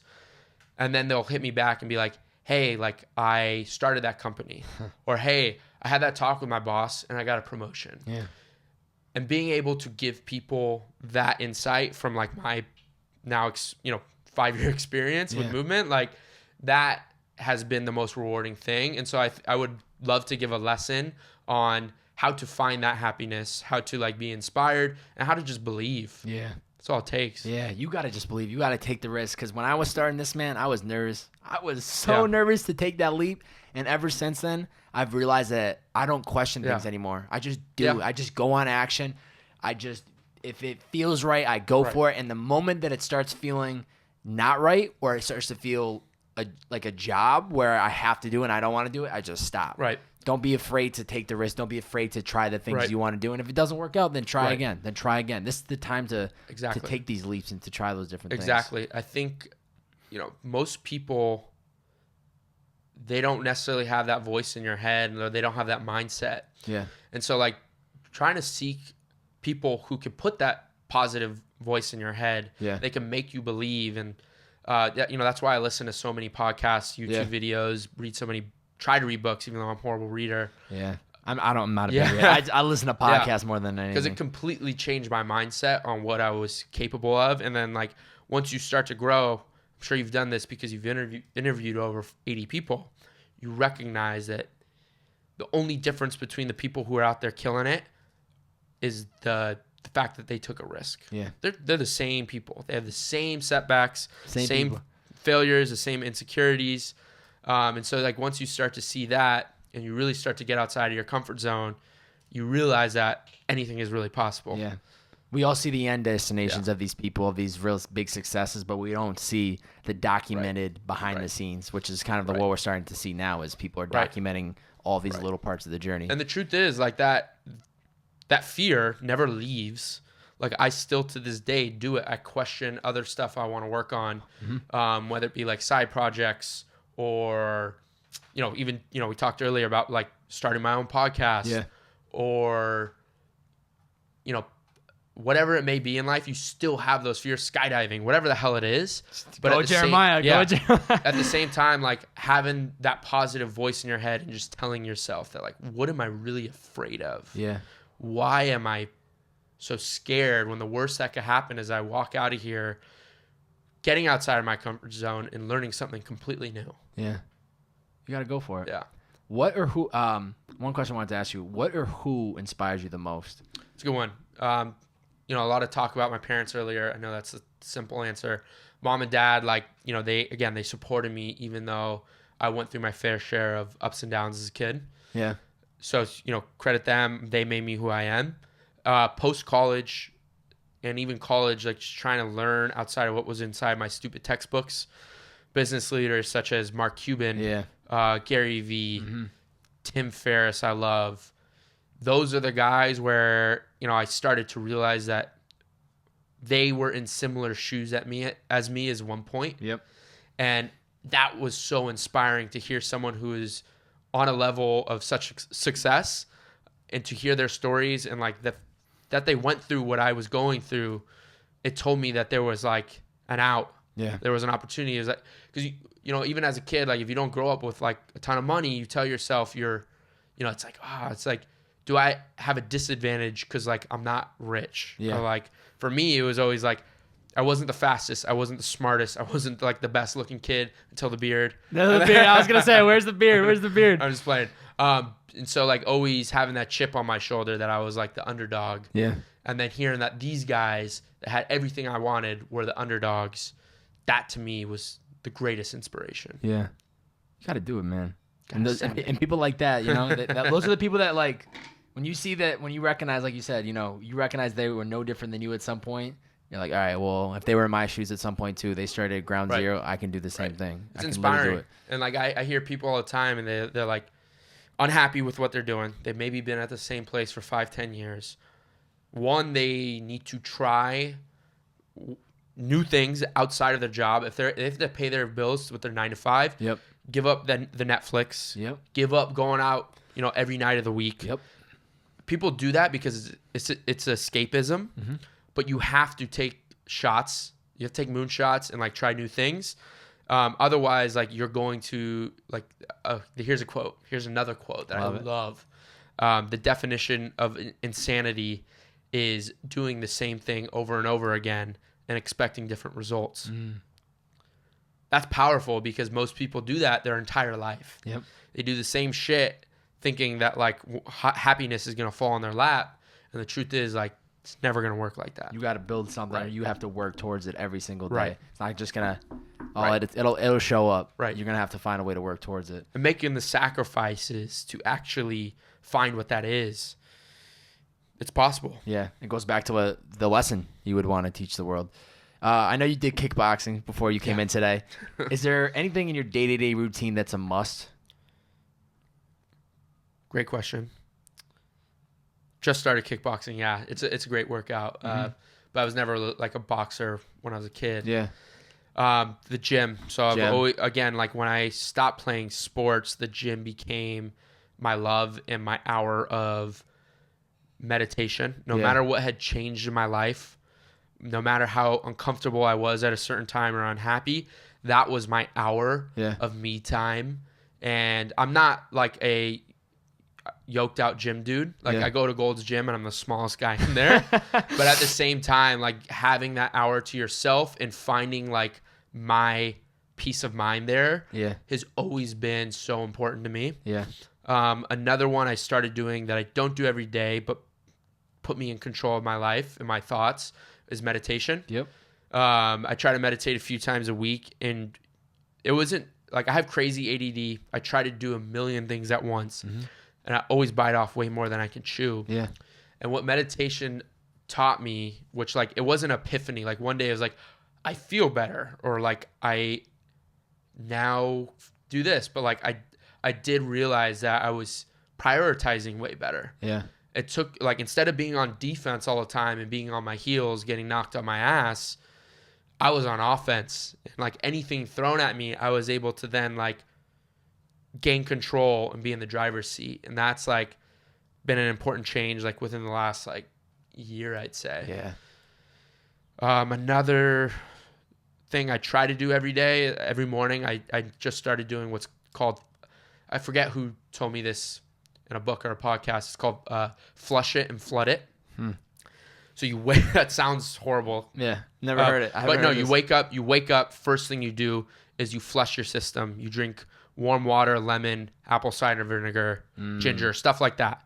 And I wake up early, like 5 a.m., 5:30 a.m., chug that first thing. What that does is it completely flushes your system, and like everything you put in there is like nutritional. Yeah.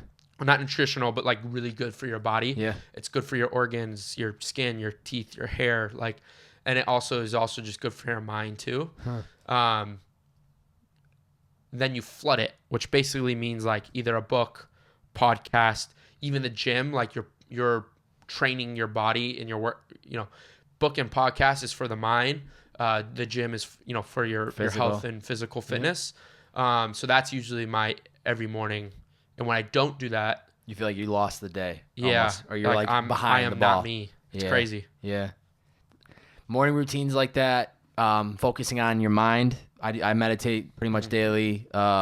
Fitness, all that stuff, it adds up. I know it, and, at one point I thought it was all this guru shit, like, oh, what does this mean? But when you literally convince yourself every single morning, I am the greatest, I will be great. You're very humble. You still treat people kindly, but you are in control of your thoughts. You continue to tell yourself the positive affirmations.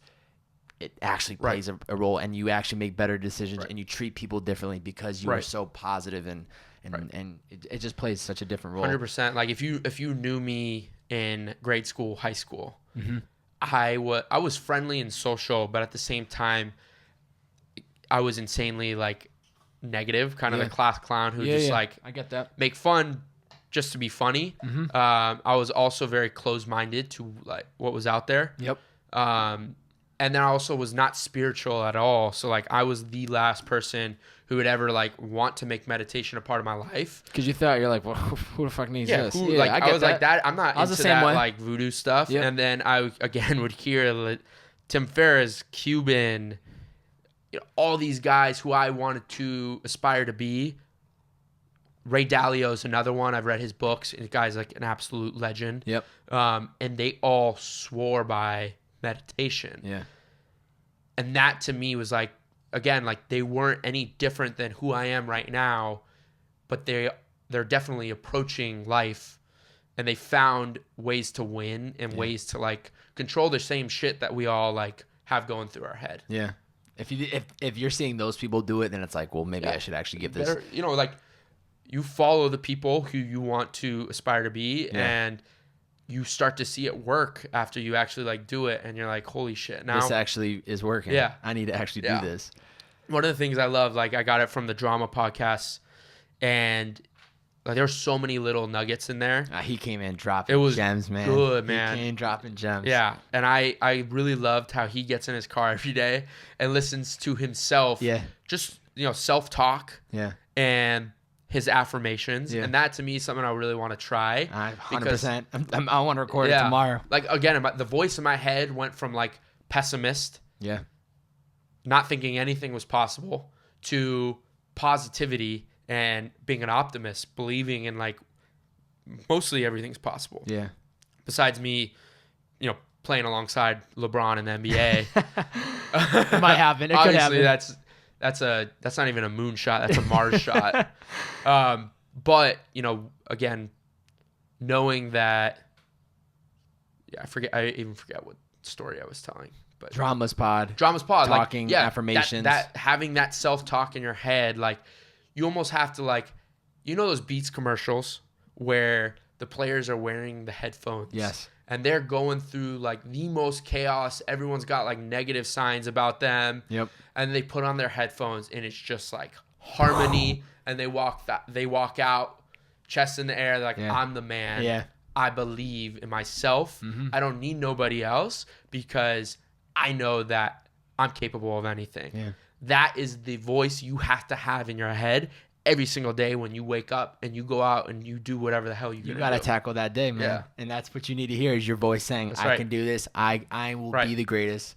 Right. I can do it. For sure. And like start to, it's not that like at first people do that and they give up and then they continue to be negative. It's the The repetition. truth is like all it is like it's not in that moment that you actually believe like, oh, this affirmation, like my goal still seems so far away. Yeah.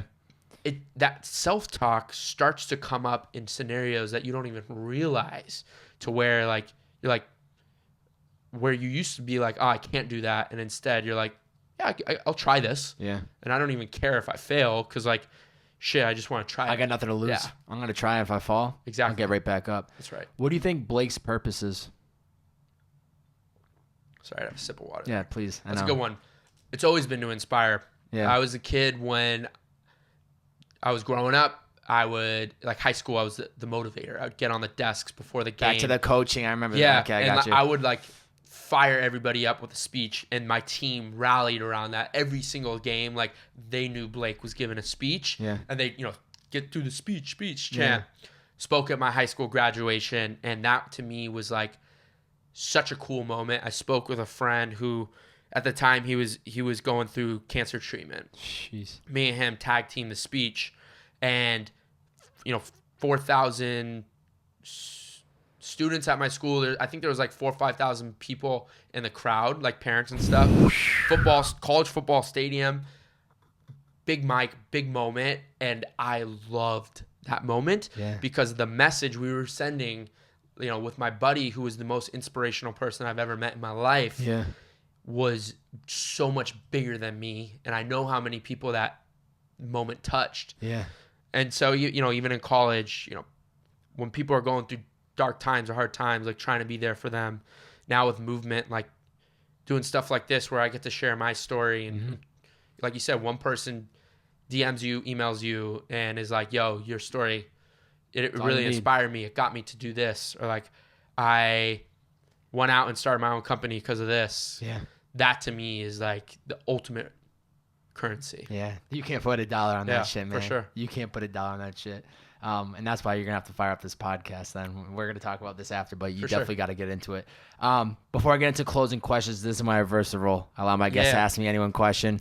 It could be something you want to know about me. 2 rules. Can't be a question I ask you today, and it can't directly be about the podcast.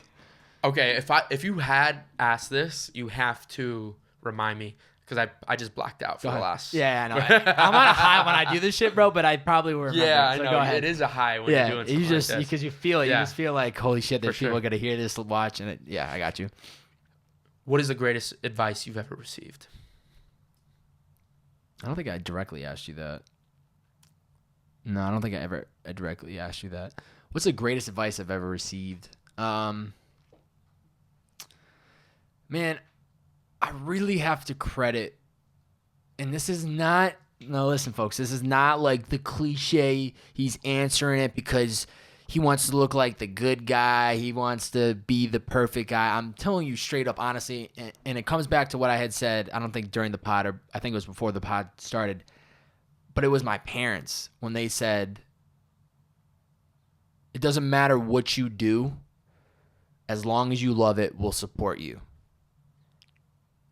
As long you do, it does not matter what you do. As long as you love it, we'll support you. Respect. That, by far, is the only reason I'm sitting here having this conversation with you. If I didn't have them supporting me in that time of graduating college, not applying to a job, telling them I wanted to start a podcast when they had no idea what it was, I wouldn't be here. I would not be here because they were so supportive of it. They told me, figure it out. When your college loans start rolling in, you're paying for it. If you want to move back to Boston, get it. Figure out a way to make money and pay for your apartment. You got 6 months after you graduate, and all this stuff is really gonna hit. So figure it out. And if they weren't so supportive of that moment, man, I would not be here. I mean, they Respect. even my father was really, when me and my buddy Dylan would be hanging out at the house when we were still in high school, and my buddy Dylan was just getting started with the music, even in the early stages, my dad would just say, hey, as long as you love what you do, I got no problem. He would always just say it so like not a big deal, and it just stuck with me. And that was something that I told myself going into senior year was, I think they were the reason why, without me realizing it at the time, I just told myself, I'm not getting a job unless there's a passion. I'm not getting a job unless there's a passion. And until I think I got to this point in my life, I realized I never followed through and just got the job because of them. Yeah. Because they had instilled into me, do what you love. And that's by far been the best piece of advice I've ever received. I've gotten a lot of good stuff. I've learned work ethic from my uncle. I've learned from teachers in high school about just being a good person and giving back. I've learned so much great lessons from great people. But like I said, it's not the easy out. I don't want to just credit the parents. It is solely the reason I am where I am today was them. Doesn't matter what you do. As long as you love it, we'll support you. And I'm appreciative and I'm grateful for it because I know there are a lot of kids out there and parents out there that would not say the same to their kids. Get a job. Get that accounting job. Right. We don't give a shit. That's where the money is. That's what you're going to do. So if I had grown up in that type of environment, I don't know where I'd be. Right. But that's by far the best piece of advice I've ever received. I love that. Yeah. Respect. Yeah. Shout out to the parents one Yeah, time. I don't know if shout they'll out- see it shout out or Bobby's I don't know if they'll parents. see it or watch it, but shout out to you guys. Dude, I love the dad Boston accent as well. It's classic. 100%. 100%. He's a huge diehard Yeah. Boston sports fan. Huge diehard. If our Absolutely. dads ever cross Oh, paths, there's gonna be a problem. there might be a fight. You know what? My dad's always been a respectful one. He always respects the sports. He's not like Boston's the greatest, but Okay.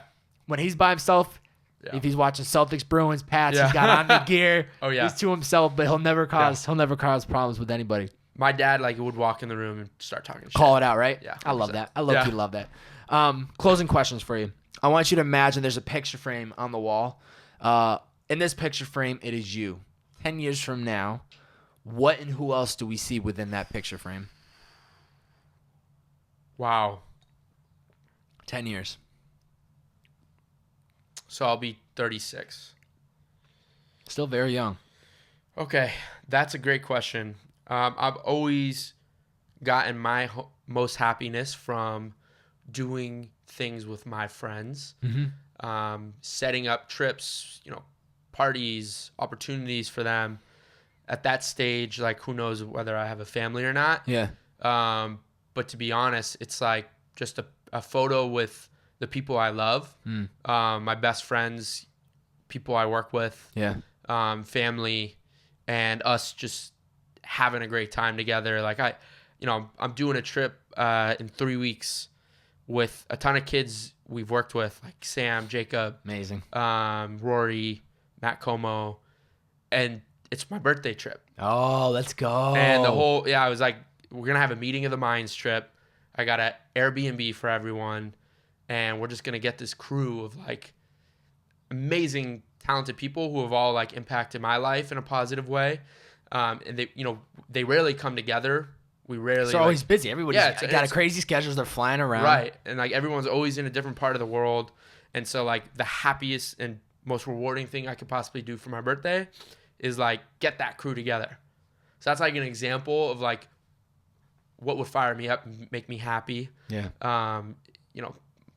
Birthdays for me, it was never about me. It was like spending time with my friends and getting like the people I love together. Yeah. And then like finding just a random weekend, like we should all be able to do that as well. Yeah. That's amazing. So that picture is going to be you, the gang, friends, the gang. doing some other things, whatever it might be, but always surrounded by the people. Yeah. That's important, man. And that's going to be a great weekend. So best of luck. Make sure you guys Should have be a lot crazy, of man. have a lot of H2O there. Yeah. I know that I hope things I are come gonna... back alive. Like if you don't know who those guys are, like look up Sam Calder, Rory Kramer, those guys, and they push me so far outside of my comfort zone with the shit they do. Like these guys are jumping off cliffs and backflipping, which is stuff I never did. Yeah. And I started doing because You're around of them. it. I suck at doing backflips. Never was like a flipper. And Matt Como took me to like a trampoline place in LA, and I fell on my head probably 35 times before I was going into a foam pit. Yeah. But he tried me doing it on the ground. I fell on my head 35 times. Oh. And I went to Hawaii a month ago with Sam. Yeah. Sam Calder. And I do a really lame backflip, but I did a backflip. You did it. You did it, man. And in that moment, like having that, like, the willingness to like fall on my head 25, 35 times. Yeah. Just for that moment and to try something different. Like, it was the best rush of adrenaline. Yeah. So yeah, that's what it's all about. Just pushing outside Be your smart comfort with zone. these guys. These guys They're are crazy. savages. These They guys are definitely crazy. are savages. Like so much shit where I'm like, I kind of want to text my mom and be like, Mom, there's a chance I don't make it back. Just know that I love you. I loved a great life and I love you. Yeah. And I did it like, I'm happy. Yeah. I was a happy guy. Don't worry, Mom. and then I was like, my mom would literally like have a Just heart don't attack send if I that. Don't send it. Yeah. I'll be able to follow Pass with her that later. message Yes. along. Like if anything happens, hit send at on this. least I was on the Purpose of the Youth show. Yes. Purpose in the Youth. Purpose Yeah. in the Youth. I Yeah. got you. That's all that matters. And I have the story captured, so that's all that matters. Yeah. Where can people find you and Movement on social media? Plug it up. At Blakey P on Instagram. Mm-hmm. That's BLAKE 3 Y's Yes. P. Yep. You can find Mvmt at MVMT. Mm-hmm. It's pronounced movement, spelled at MVMT. Mm-hmm. Website, you can just go to movement.com. If you're listening to this and you want the homie hookup, I'm very giving. Just be like, hey, I listened to you on Bobby's podcast. Oh, let's go. Hook it up. That's dope. And that will be like your golden ticket. So. That's amazing. That is super dope. That is Yeah. I appreciate you even offering that to the listeners, because that makes this experience even more fun, because now it's giving if somebody that actually sat down and listened to this entire thing, well, now they have an incentive. They get a reward. They get a reward for and it. And they say, oh, hey, all my friends, you should go listen to this. You have to listen start to finish. Yes, you have to start I'm to gonna finish. quiz you. Yeah. You have to just listen start to finish. Before I ask the final question, thank you for coming in today. First of all, thank you to Jeremiah Davis for connecting us too, because this wouldn't have just happened. Yeah. Maybe it would happen down the line. I'm not saying it wouldn't have, but it was easy to happen like that. So shout out to Jeremiah for making this happen. Shout out Jay. But thank you for coming in today and being part of this, and for just keeping it real, just dropping some real knowledge, and for being dude. You guys are killing it, man. Like I've been seeing the name Movement for a long time. I hate hearing that. I know. We're nowhere near Nobody finished. Yeah. nobody ever wants to hear. That's what I realized too, even about myself. I don't want to. We don't always want to hear compliments, because we just it's a mental game of we're always against ourselves. But know that you guys are killing it. You're only just getting started. Thank you. There's a lot of fuel left in the engine. But most of all, thank you for just showing people that you were at once at that point where I'm in a job. I think there's nothing else I can do. And there's nothing wrong about jobs. There's just something wrong about I'm stuck here and I can't leave and this is what I have to do. No, you can. You just have to be willing to take the steps, make the necessary sacrifices. So thank you for sharing a lot of the stories today. Last question for you. Sure. I want you to picture there's somebody listening right now. They haven't found that passion, haven't found that purpose, trying to figure it out. What's the best 2 to 3 pieces of advice you'd give to them? One is understand that it's a marathon. Mm-hmm. You can get so frustrated by looking at what other people have rather than focusing on what you have right in front of you. Yep. Being open to new opportunity if you're not happy is essential. Yep. So trying new shit. If you don't like it, wipe your hands clean, move on. Yeah. Knowing like it's not going to happen overnight. So like you put hard work into something for a few weeks, like that shit's never going to work. I love the story of Thomas Edison. Like he was labeled mentally challenged when he was a kid. Yeah. Put through school through like mentally challenged. Like his teachers would straight up tell his parents like, your kid is like slowing down the learning of the class. Yeah. You got to take him out. And he get fired at job after job, and that's how he grew up. And then one day he had the bright idea, and he tried it over and over, failed. Do it again, and he failed. And he tried over 1,000 times before the light bulb clicked. And that's a cool story because it's like, here's this guy who's told you're an absolute failure his whole life, had the resiliency. Like, when was the last time you did something 10 times, failed, and like, I'm done. Yeah. Toss the towel in. You give up. And like, the truth is, like, you have to have such audacious goals and be okay with the failure, not be embarrassed by it, because like that, the only way you're going to invent the next light bulb, the next Uber, the next, whatever it may be, whatever you're passionate about, is getting through those failures. So that would be my advice. That's kind of a long story, but I love it. Blake Pinsker. Yeah. Thanks for coming on the podcast, man. Appreciate you having me. And this has been not just the favorite bearded man, but the favorite bearded men of the podcast. Thank you guys for checking it out. We'll see you next time. See ya.